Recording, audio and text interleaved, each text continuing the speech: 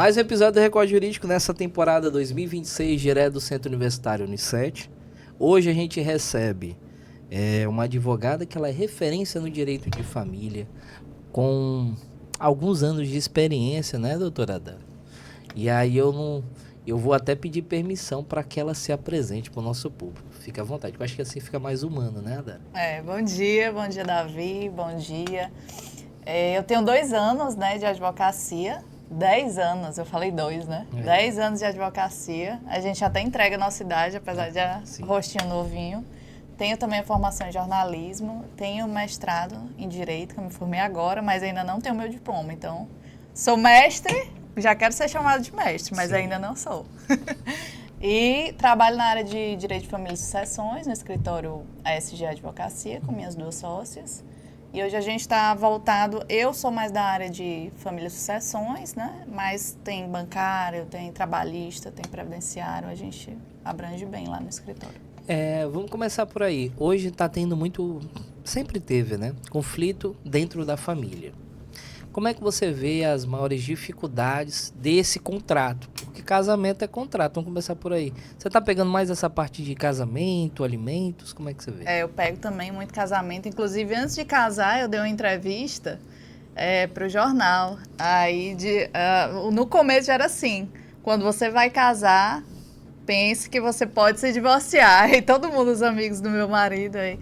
Nossa, como assim a Dara já está pensando em se divorciar? Mas não é pensar. Quando a gente começa a trabalhar com isso, tudo é prevenção, né? Porque a gente sabe que quando a gente casa, a gente pensa que é para sempre, mas nem sempre é. Às vezes acontecem decorrências da vida cotidiana, mesmo que, infelizmente, entram para o divórcio. E na hora do divórcio, há muitas emoções envolvidas, né? Algumas vezes as 2 partes não estão de acordo, tem bens, às vezes tem filhos, e tudo isso tem uma emoção aflorada, tem problemas financeiros envolvidos, tem problema de partilha, que às vezes, não, eu paguei esse bem inteiro, por que você vai ter participação nele? Mas tem, a depender do regime de bens, então... Sempre é melhor prevenir. Se tiver tudo prevenido, tudo escrito, acho que tudo fica mais tranquilo, apesar das emoções. Você falou sobre prevenção. Nesse momento, escolher o regime e poder conversar sobre isso, ele é uma forma de que o casamento perdure por mais tempo? Como é que você vê isso? Eu acredito que conversar sobre o regime... O casamento, antes de tudo, deve ser conversado, né? Você tem que ponderar... Quais são os caminhos que vocês vão trilhar? Querem filhos? Como vai ser a questão de trabalho? Qual vai ser o regime? Hoje o nosso regime legal é o parcial de bens, né? E esse regime, a maioria das pessoas, a maioria dos advogados já acreditam que não é o regime mais favorável para as pessoas. Tanto é que existem advogados que levantam a bandeira. Não casem no regime legal. Façam pacto antinupcial, escolham outro regime. Porque mesmo se você não tiver bens, já vai acordando como será essa conquista de bens, como será se acontecer uma separação, como será... Tanto é que hoje em dia a gente usa muito, está muito no hype, o casamento do Homem-Aranha com a Zendaya, né? Que eles fizeram um pacto antinupcial, que ele iria parar de trabalhar enquanto ela estivesse grávida para ajudar, né, dentro de casa, com as questões dos filhos. Em caso de separação, ele ia dar uma pensão bem vultuosa para ela e para os filhos, né? Sim. Tudo isso foi acordado, conversado. Eu acho que um casal, antes de tudo, tem que saber conversar, né? Rapaz, e questões difíceis também tem que ser conversadas, né? Não é só deixar para lá. Eu acho que o tema que mais chama atenção é o casamento dos famosos, né? Adara, uma dúvida que eu tenho com relação a regime de bens. Por exemplo, sou empresário. Você acredita que esse senso comum entre os empresários de que o regime de bens ele tem que ser separação total, você acredita que isso é uma espécie de... Eu vou até ser polêmico agora. Amor ao cônjuge. Aí eu vou até contextualizar essa minha polêmica. Porque quando você é empresário, você tem duas pessoas, você e o CNPJ. E aquele CNPJ, ele tem responsabilidades, pode acontecer várias coisas com aquele CNPJ, inclusive a execução dos seus próprios bens. Então, por isso que eu digo assim, é como se você estivesse resguardando aquele seu meio familiar. Me conta aí. Eu tenho 2 casos semelhantes de que eu atuei, né? Teve um que a mulher, inclusive, pediu divórcio, porque exatamente por isso. O marido tinha um CNPJ, tinha uma empresa, e ele começou a ter muitas dívidas, e dívidas milionárias. E isso acabou invadindo o CPF dele e o CPF da esposa. Então, por conta disso, houve um conflito familiar muito grande e ela acabou pedindo o divórcio. Então, se eles tivessem se planejado anteriormente, conversado sobre isso, talvez não tivesse adentrado essa questão. Outro ponto é a pessoa no segundo casamento. Segundo casamento, já tem filhos, já tem ex-mulher. A ex-mulher estava ainda nas cotas da empresa, né, do marido. Aí o marido vai casar novamente. E aí? Ele casa em que regime? Vai para o regime legal? Se for para o regime legal, questão de morte. Quando você pensa, eu vou para a separação total, a minha nova esposa não vai herdar nada dessa minha empresa, é errado. Separação total, em caso de falecimento, ela ainda vira herdeira. Ela não vira meieira, mas ela vira herdeira, inclusive, das cotas da empresa, de tudo que foi construído durante o casamento. Então, tudo é para ser pensado, tudo é para ser planejado. Claro, cada caso é um caso, né? Cada caso a gente analisa de forma mais minuciosa. O uso da hold nesses casos aí é realmente para poder definir o que é que tá dentro dos contratos? A hold tá muito famosa, né, hoje em dia. Só que se a gente tiver a gente vai ter uma mudança muito grande no nosso código, né?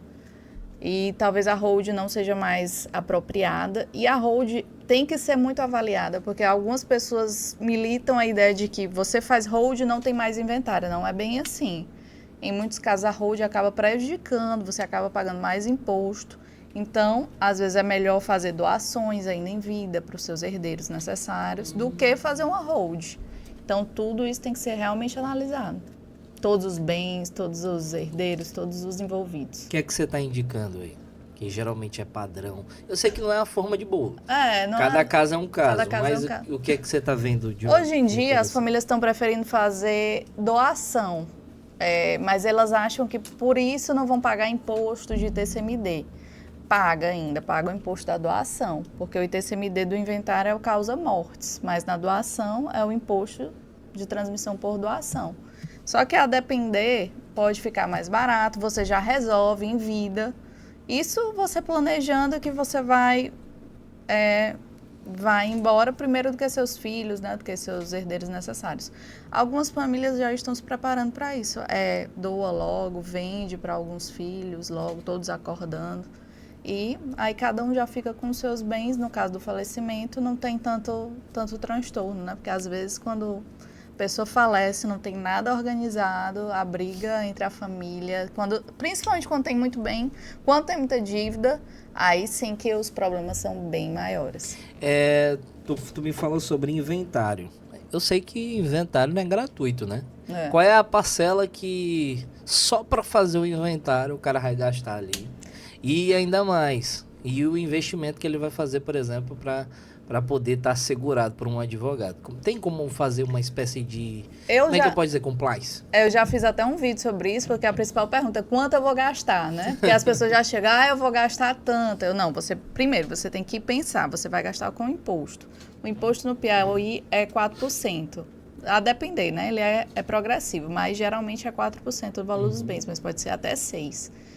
Mas você vai gastar com imposto, aí você paga os honorários também que variam. Aqui no Piauí, a nossa tabela de honorários, ela tem um valor do Monte Bom até bem alto, mas geralmente os advogados cobram de 5% a 10% quando é inventário extrajudicial. Quando é judicial, às vezes cobram uma entrada, cobram uma parcela maior, porque o judicial, às vezes, é quando tem uma demora, quando tem um conflito, então os valores são maiores. Por isso que eu sempre recomendo extrajudicial. Além disso, tem que pagar por certidões, né? Tem que renovar a certidão de nascimento, certidão de casamento, tem que averbar o óbito na certidão de casamento. Se tiver bens irregulares, a gente tem que regularizar esses bens. Então, tudo isso entra na conta, né? Entra na conta, geralmente eu faço uma previsão do quanto a pessoa vai gastar, porque não se assusta tanto, né? Sempre se assusta com o inventário, porque o inventário é caro. Eu tô vendo aqui, ó, só para que o nosso público possa entender. O inventário aqui, ele já tá exigindo direito tributário, que é para a pessoa saber, por exemplo, o imposto. Tá exigindo direito ao, eu não sei como é, direito imobiliário, porque os bens vão ter que estar regularizados. E geralmente não Direito tá. de família. Geralmente não tá. Tem... E tudo isso dentro do direito de família, né? E às vezes é só uma palavrinha na certidão no registro do imóvel que não está correta, que a gente tem que ir lá corrigir. E tudo de cartório é caro, né? A gente bem sabe que tudo... E aumentou muito, agora aumentou mais de 100% na nossa tabela do TJ Piauí. Mas inventário, se for extrajudicial, você pode fazer em qualquer lugar do país. Eu, às vezes, prefiro fazer em Timon, eu faço em Coivaras, eu faço em qualquer lugar. Porque é mais prático, às vezes você escolhe, né? Quando você tem uma certa experiência, você já sabe quais os cartórios são melhores para você. Você pegar alguém com experiência. Você fazer inventário, eu faço inventário, eu prefiro em um cartório. Quando é procuração, eu prefiro em outro cartório. Ou é notariado, também eu prefiro em outro. Cada um tem suas melhorias, né? Uhum. A dúvida que eu fiquei contigo é... Tem adaptação para essa nova reforma tributária aí? Eu não vou aprofundar não, só... A reforma tributária está mais com minha sócia. Ela está estudando bem sobre a reforma tributária para ver se a gente já consegue se antecipar, né, com as questões pendentes, porque vai influenciar bastante, principalmente na questão do inventário, imposto, que a promessa é que vai aumentar tudo, né? A promessa é que vai piorar bastante. Que mas... vem esse IBS aí, esse dual IVA, né? Esse sabor IVA aí. Mas vamos lá, se preparar sempre foi a melhor coisa, né? Prevenir. É uma dúvida que eu sempre tive no direito de família. Advogado de família só serve para fazer separação. Na verdade, advogado de família é muito psicólogo também. Eu digo muito que a gente, às vezes, passa o dia inteiro resolvendo questão que é de psicólogo, terapeuta, em vez de trabalhar com direito em si. Sim. Às vezes as pessoas só querem ser ouvidas, né? Perfeito. Quando eu comecei a trabalhar, eu peguei o meu primeiro caso de inventário há 10 anos atrás. O primeiro, eu ainda não tinha muita experiência e eu senti na pele, né? Que era uma família que já estava 10 anos com um imóvel regular, 10 anos com um inventário para ser feito e não faziam. E com essa demora, você paga uma multa do imposto. Se passar dos 60 dias, você paga 10% em cima do imposto. Então, se você já não gosta de pagar imposto, é melhor não esperar. Juros, né? Você vai pagar juros, vai pagar a multa, em cima daquele imposto vai pagar muito mais. Isso fora que a família, depois de 10 anos, está desgastada. Já deve ter tido muito conflito entre eles para resolver isso, ninguém resolveu. Aí eles já estão naquela coisa, faz aí de qualquer jeito. E não é assim. Aí você pega as famílias bem desestruturadas, os bens bem defasados, porque esse imóvel a gente teve que regularizar, ele já estava bem defasado, estava destruído. Se eles tivessem regularizado antes, eles teriam conseguido um valor bem maior nesse imóvel do que agora, 10 anos depois com o imóvel abandonado. Tivesse regularizado, vendido. Doutora, eu queria que você contasse uma história que te marcou na sua trajetória. Tem tantas histórias, mas acho que de inventário foi a pior. Uma delas, eu chorei pela minha sócia, quando ela fez o divórcio dos pais. A minha sócia, uma delas, né, fez o divórcio dos pais dela. Eu chorava junto com ela. Ela disse que desde então ela se traumatizou, não queria mais advogar. Eu comecei a pegar as causas dela e resolvendo, porque realmente é um trauma. A outra, o marido foi assassinado, ele estava bem, ele era meu cliente, eu tinha atendido ele, fiz audiência, conversava com ele. Aí, do nada eu acordo, fulano faleceu. Aí eu, como assim que fulano? Aí eu, fulano. Aí eu, não, mas eu falei com ele ontem, ele estava bem, ele foi assassinado. E agora a gente tem que fazer o inventário. É a família destruída, né? Porque... Uau. E você sente, porque era um cliente, você tinha todo um carinho especial. Aí eu tive que fazer isso, acabei entrando também na seara penal, criminal, que eu fiz a minha OAB em direito penal, mas eu nunca conseguia atuar em si. Eu fazia peças para um escritório de Balsas Maranhão, ainda hoje eu ajudo. Mas atuar em si, todas as vezes que eu atuei, eu me senti muito mal, porque, não sei, dá uma carga emocional muito grande em mim atuar em si. Eu atuo por fora, processualmente. Agora, presencial, eu não ir na delegacia, todas as vezes eu fiquei muito nervosa e acabei não atuando. Mas nesse caso eu tive que atuar, até porque eu tinha que estar lá segurando a mão dessa minha cliente, né? Que virou minha cliente, que era a esposa dele. E foi realmente muito emocionante. Ela chorava e eu chorava junto do outro lado, porque eu já sou muito sensível, naturalmente, né? Mas chorava junto. Uma última dúvida. Constelação familiar. Como é que eu posso montar uma constelação ideal para como é que eu uso holding em determinada constelação? Como é que você vê isso? A constelação familiar, antigamente, ela era mais abrangida, principalmente aqui no TJ Piauí. Tinham salas exclusivas para isso e as pessoas começaram a não acreditar mais nessa espécie de constelação familiar. Ainda tem muita gente que acredita, muita gente que faz, só que diminuiu muito, né? Foi um hype muito grande na época, mas hoje já diminuiu muito a constância. Algumas pessoas que fizeram realmente encontraram uma certa paz, né, de resolução.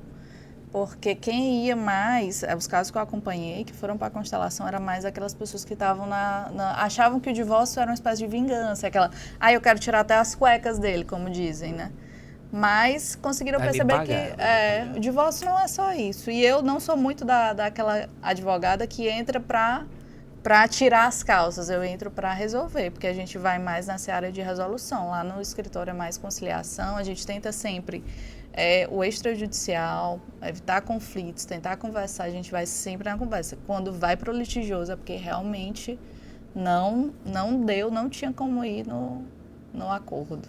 Primeiramente, agradecer a tua participação aqui no programa. Eu poderia falar horas e horas aqui nesse podcast, mas para finalizar, de fato, eu queria que você fizesse um resumo do que eu esqueci de te perguntar. Eita, o que esqueceu?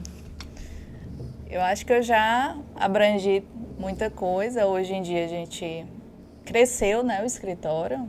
Tenho hoje 3 sócias, a doutora Adriana, a doutora Jéssica, o escritório ASG Advocacia.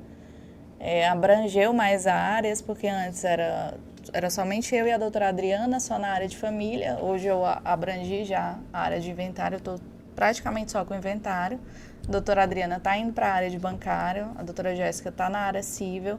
Aí temos outros parceiros advogados que não são nossos sócios, mas trabalham conjunto, né? Que é trabalhista, tem o previdenciário, tem o trabalhista, a gente tem 2 lá no escritório, previdenciário tem mais 2. Aí tem o criminal, que a gente também, quer queira, quer não, sempre acaba batendo na porta do criminal. Aí a Dara, tu vai? Eu, gente, não vou mais, que eu realmente traumatizei com o criminal. A última vez eu fui para soltar um pai, porque eu tinha prendido ele de pensar no limite de ser atrasada. Eu que mandei prender. Fui lá querendo soltar ele. Vamos lá, vamos fazer um acordo, o senhor paga só isso aqui e eu lhe solto. Eu não quero que o senhor fique preso. Não vou pagar, eu prefiro ficar presa. Aí passou 3 meses preso e eu revoltadíssima. Porque... Curtindo férias dentro da cadeia. Ele não pagou, ficou preso, aí eu fiquei revoltada. Eu não quero mais fazer execução criminal, não, de pensar no limite de ser com rito na prisão, né? Porque... o cara disse na minha cara que preferia ficar preso do que pagar alimentos para o filho dele. Aí isso me revolta. Tem coisas nível máximo de veaco, nível tem máximo. Coisas na advocacia que realmente revoltam e acham que a culpa é do advogado, né? E quando não é. Para você que ficou até aqui, comenta, compartilha esse episódio. Aproveita todo esse conteúdo que a gente produziu aqui com a doutora Dara Gomes. E para aquela pessoa que quer conhecer um pouquinho mais sobre a sua essência, porque você é uma... Eu falo para todo mundo, você é uma musa de várias camadas, né? Qual é o Instagram que a pessoa vai poder acessar? Tem o meu Instagram pessoal, que é trabalho também, é o Adara Gomes, e tem o do escritório, que é asg.advocacia. Pronto, pessoal. Ficou até aqui, compartilha o conteúdo da Dara, tá bom? E leva para todo mundo que está precisando conhecer um pouquinho mais sobre tudo que a gente falou aqui sobre direito de família, né, Dara? Obrigada, Davi. É isso, eu que agradeço, viu? Agradeço demais. Até o próximo episódio, pessoal. Tchau, tchau.